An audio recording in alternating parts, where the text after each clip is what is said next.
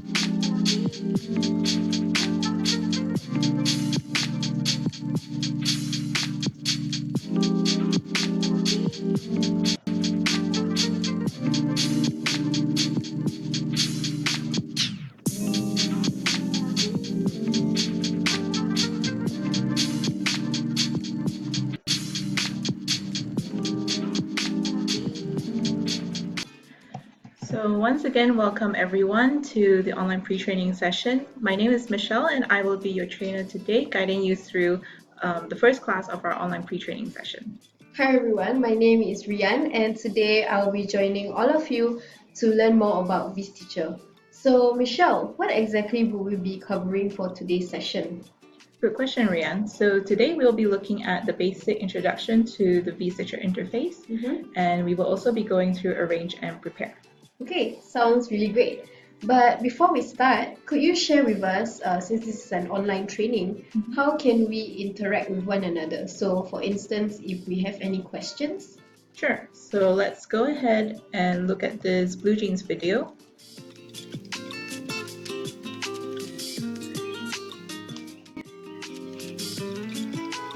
Okay, so the video that you're seeing now on your screen, this is the Blue Jeans interface. And throughout the session, we will be, if there are announcements, you can see them at the top part of your screen. They will be highlighted by the green bars. And throughout the session, we will be creating polls, which you can access on the right side of your screen. So you just have to click on the poll icon. And in here, you can choose your answer and cast your vote.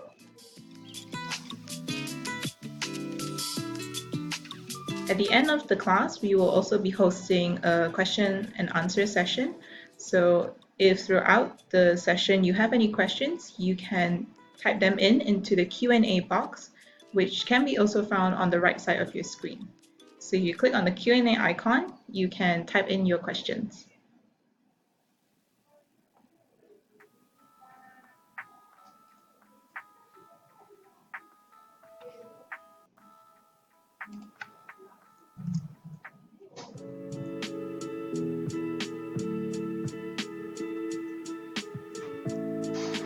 So before we commence the session, let's start with a poll. Okay, so please take your time to actually answer the polls on the right side of your screen. So the question is, can you hear us? So each poll will last about a few minutes, so just make sure that you cast your votes right away once we announce that there's a new poll.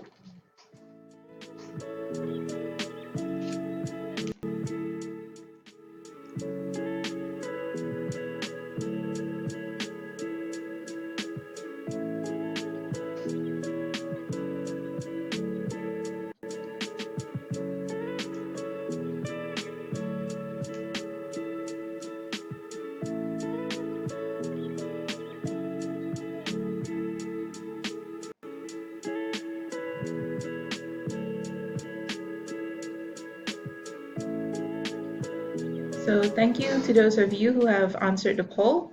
For those of you who aren't able to hear us, do not worry, as we will send you a recording of this webinar at the end of the session. Okay, one more thing for us to check. We would like to know if you have the basic workflow worksheet with you. So let us know through the new poll that we have launched on the right side of your screen.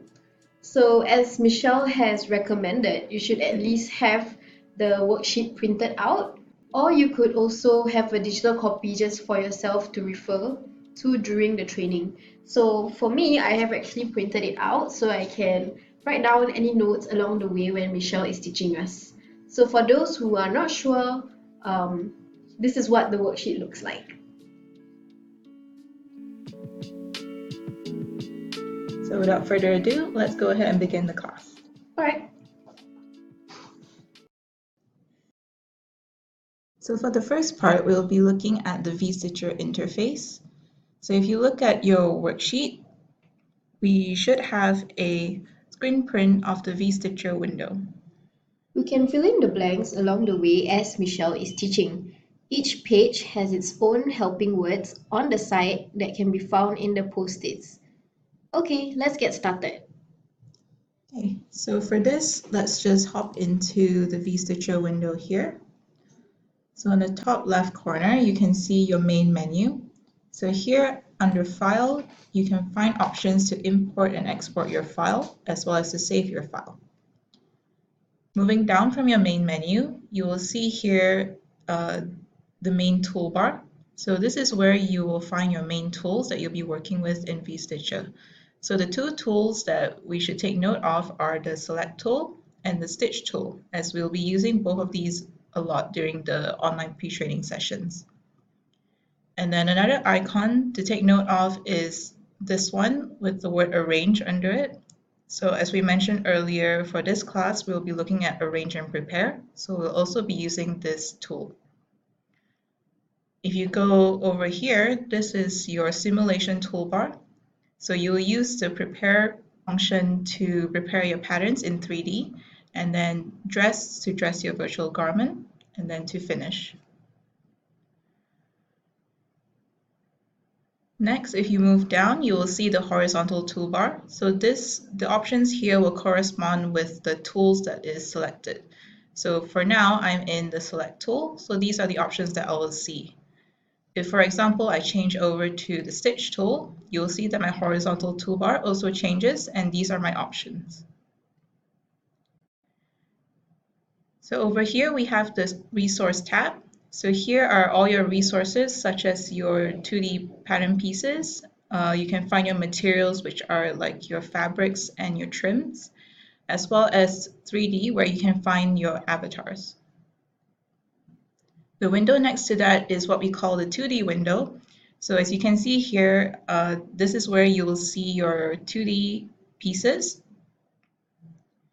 And then next to that, I have my 3D window, which is where I can see the avatar and my 3D garment. So currently I can see that in the system we are seeing both the 2D and the 3D working space. So how do we maximize either the 2D or the 3D window? That's a very good question. So it's very easy. All you have to do is ensure that your cursor is placed on top of the window that you would like to maximize. So I like to maximize my 2D window. I'll place my cursor here and press tab on my keyboard. And you can see it easily maximizes my window for me. So once I'm here in my 2D window workspace, to navigate, all I have to do is press space on my keyboard, and I can click on the background and hold and drag it around to move around the space. If I want to zoom in, all I have to do is scroll on the wheel on my mouse to zoom in and to zoom out. I can also select the pieces. So for example, if I want to select the sleeve, all I have to do is in my select tool, I just click on the piece and I can click and hold and move it around. Okay, so it seems that navigating in the 2D window is pretty easy. So I think it's just like Photoshop or Illustrator. But how do we navigate in the 3D window? Is it similar to the 2D window? Navigating in a 3D window is slightly different. So let's go ahead and bring back the 3D window. So you press tab again, and that will bring back half of your 2D and your 3D. So now to maximize my 3D, I'll place my cursor on the 3D window and press tab. So as you can see here, to zoom out and zoom in, that is the same. You will use the wheel on your mouse. But if you would like to rotate around your 3D environment, you will use these white cursors. So all you have to do is click and hold on the background, and that should rotate your garment and avatar for you. Okay, so I got it now, but let's say if I want to create a true to life garment, what are some of the things that I will have to take note of? Okay, so if we refer back to the basic workflow worksheet, on this page, you can see that there are three main factors that you will need to take note of that will determine the true to life accuracy of your virtual garment. So the first of the three factors is the pattern. So we need to be working with the correct patterns for the garment. The second factor is to use the correct avatar so that your garment will fit correctly onto the avatar. And then the third factor is fabric. So for example, if you are creating a garment that uses woven fabric, then you should be using a woven type fabric and not something stretchy like a knitted fabric. Okay, so do we have any guidelines on how the basic workflow is to create a garment? Yeah, we sure do. So if we take a look at the next page, you will see here the four main steps to the basic virtual garment creation workflow. So the first step is to arrange. So in arrange, we will identify the patterns that we will be working with, and as the step says, we will arrange them correctly. And then the second step is to stitch up the garment. The third step is to materialize. So in materialize, we will assign the correct fabrics and then the trims and the seam textures which are necessary. And then the fourth step is post-simulation adjustment. Okay, so I also see that in the next page, we have a more elaborate checklist to create a garment. So I'm guessing that we can refer to this checklist and ensure that we don't miss any steps when creating our garments. Yeah, that is right. So as you're working on your garment, you can always refer to this checklist to make sure that you are uh, doing the correct workflow as you're working on it. Okay, so let's go ahead and look at the first three steps. So the first three steps are to import your DXF file, and then to choose the correct avatar, and then to save your file. So we're going to try now to perform these three steps. I'm going to jump back into a vStitcher window. So the first step was to import a DXF file. So we'll go to our main menu and click on File, Import, and then we will need to locate where our DXF file is. I'm going to import in this one. So once you have selected, click on Open.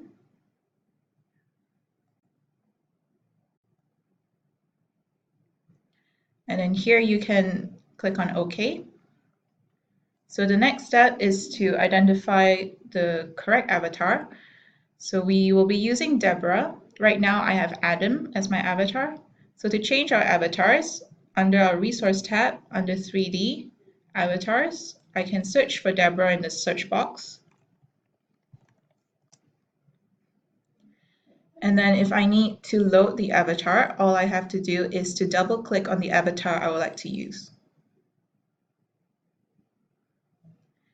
And our third step is to save our file. So to save our file, we will click on the save icon up here.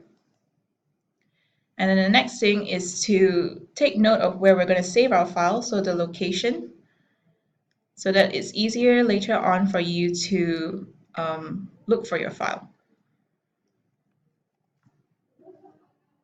So just click on save, and we have now saved our file. Okay, I understand how we will use the checklist, and I think that is very useful. Okay, that's great. So before we move on, let's check on all of you. Is the pace of this training okay? Please let us know through the new poll that has been launched.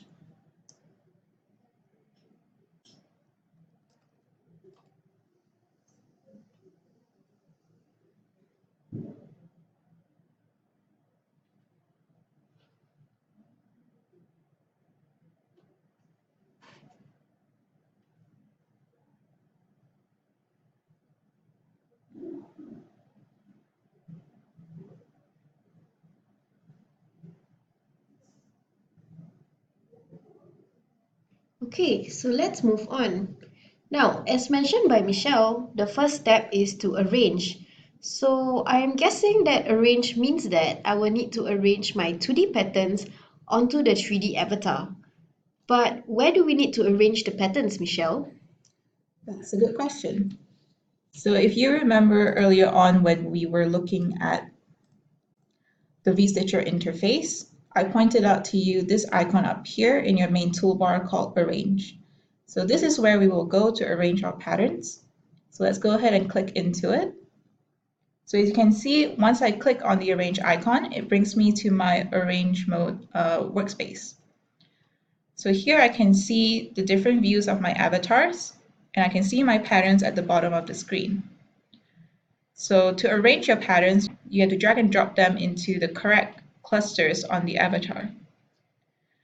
So before we go ahead and do that, let's refer back to our worksheet to be more acquainted with the different clusters that can be found. So if you look on this page in your worksheet, you can see there is a chart here with all the different clusters labeled. So for example, I have the front torso cluster and I have the arm cluster. So depending on your patterns, you will drag and drop them into the appropriate clusters. So let's go ahead and try arranging our pieces. So I'm going to maximize my 2D window. And here I can see that my bodice pieces are upside down. So if I would like to rotate them, all I have to do is use the gizmo tool up here. Click on the pattern and you should see the gizmo tool inside, and I will use the wheel to rotate my patterns right side up. So as I'm rotating, I'm also holding Shift on my keyboard.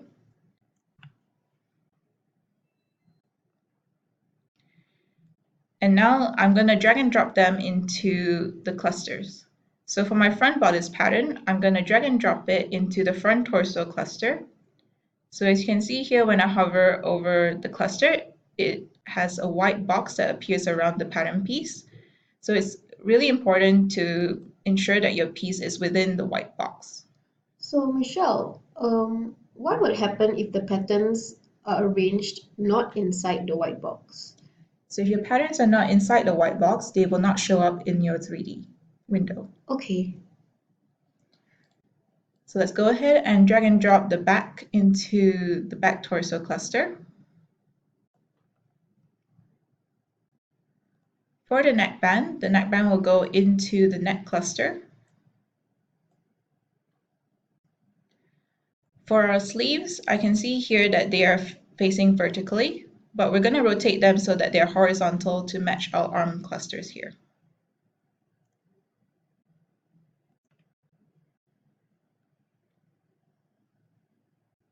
So as you can see, when I drag and drop one side, the other side follows as well, and this is because the pieces are symmetrical. So now that we have arranged our pieces in arrange mode, we can now look at them in prepare mode in our 3D window. So I'm going to tab again to bring back the 3D window and maximize it.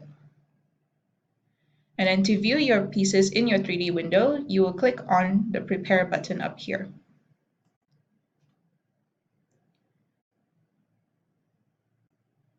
So now I can see my pieces in the 3D window. And the next thing that I need to take note of is to ensure that my pieces are in the optimal position when they are in prepare mode. So I can see here that the back is lower than my front.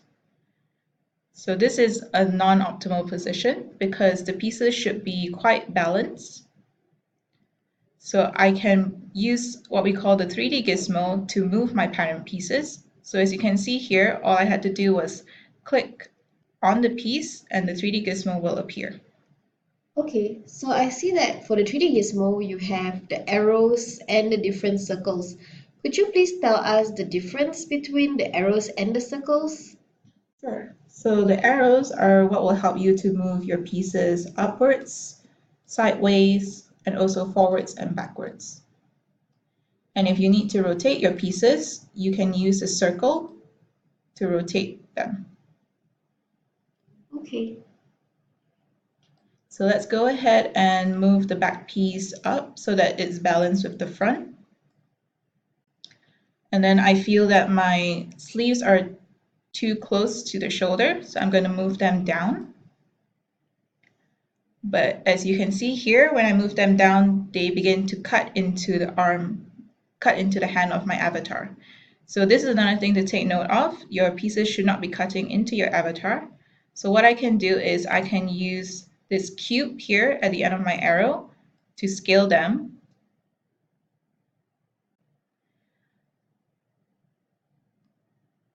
So scaling the pieces here in your prepare mode will not affect the final measurements of your pieces.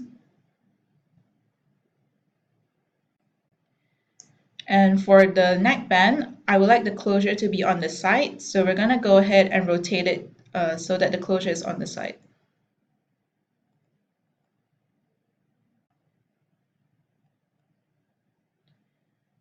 Okay, so can you explain to us a little bit more what you mean by optimal position? Sure. So let's refer back to the worksheet as I have a few examples here. So here there are examples of optimal positions and non-optimal positions. So let's take a look at the first image. So I can see here that all my pieces are placed quite well balanced and they're not cutting through the avatar. So this is what we will call an optimal position. Whereas if we compare it to the second image here, I can see that the sleeve hems are cutting into the fingers, and my neck band is twisted, and my back pattern piece is much higher than my front. So this is a non-optimal position. So let's do another example. Let's take the shorts here.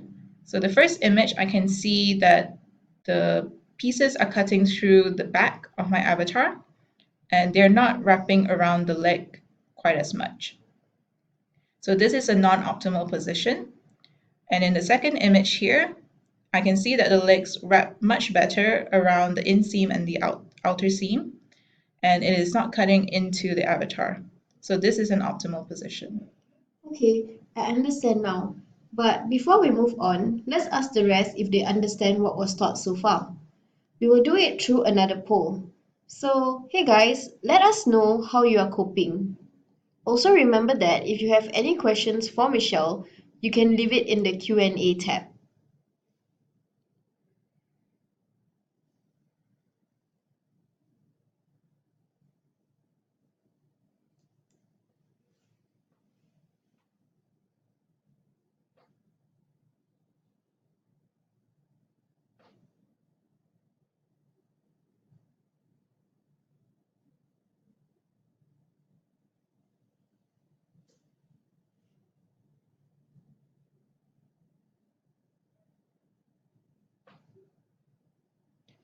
Alright, I guess we can move on now. So it seems that the way the pattern is positioned on the avatar depends on how it is placed in the arrange and prepare mode. So currently you have shown us the sleeves, the bodice and the neckband, but what if I have other patterns like pants, skirts or hoods? Okay, so I prepared a couple more files to show you. So let's use those to look at how we can arrange, for example, pants pieces. So here I have a pair of shorts, and we're going to try and arrange them. So once again, we're going into our arrange mode, and I'm going to maximize my 2D workspace so that you can all see better. So for the waistband, we're going to place the waistband into the low waist cluster. Now for the leg pieces, you might think that we're going to place them into the front and the back leg clusters, but actually we're going to place them into the side leg clusters. So let's go ahead and do that. And once again, as you can see here, when I drag and drop one side, the other side follows as well. This is because they are symmetrical pieces. So I'm going to bring back my 3D, and I'm going to click on prepare so that I can see my pieces in 3D. And the reason why we place them into the side leg clusters is so that you can see here they wrap nicer around the leg. They fit better around the outer seam as well as the inseam.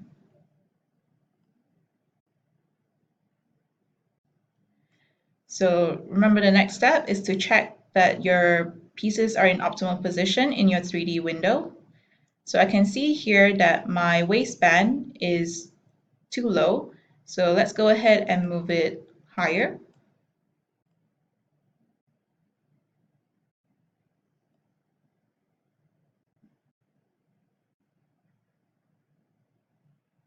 Okay, so that is how you will arrange the waistband and your pants pieces. So the next example that we can look at is if I have a garment that has a skirt and a hood. So as we have seen earlier, to arrange our bodice pieces, they will go into the front torso cluster for my front bodice piece, and for my back, will go into the back torso cluster.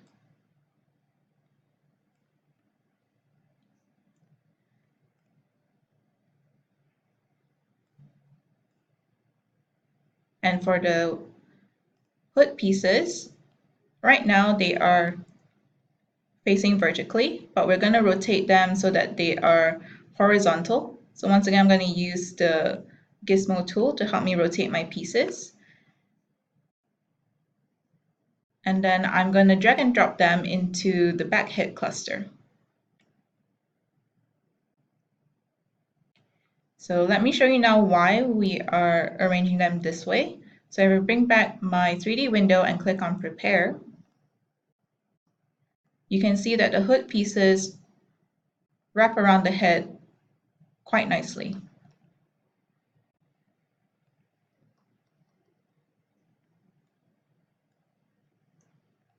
So next, for the waistband, as we seen earlier, we will drag and drop it into the low waist cluster. And for our skirt pieces, we're going to drag and drop them into the skirt clusters. So to find your skirt cluster, all you have to do is hover near the legs and it should appear, which you can then drop your pieces into. So as you can see here, if I hover too close to the leg, it will turn into my leg cluster, which is not where we want to drop our skirt pieces. So hover near to the leg until you see the skirt cluster and then drop them in.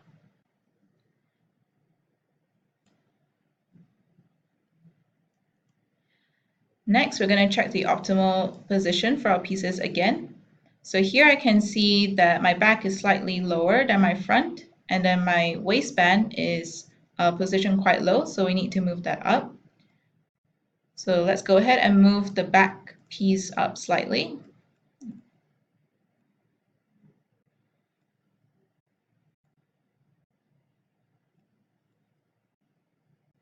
Next, let's move up the waistband.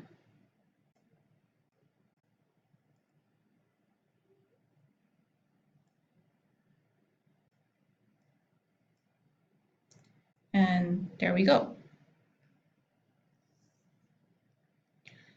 So that is all that we are going to cover for today's lesson. Okay, so all of this sounds really exciting, and I think that I will go now to try out all the things that I have just learned. So if I have any questions, I will just leave it in the Q&A tab. So all of you can also start writing out your questions for Michelle now. So thank you, Michelle, and bye. Bye, Rian. So thank you, Rian, so much for joining us today. And we will meet again for the next session. So we have almost come to the end of our session, but now it is time for a short questions and answer session.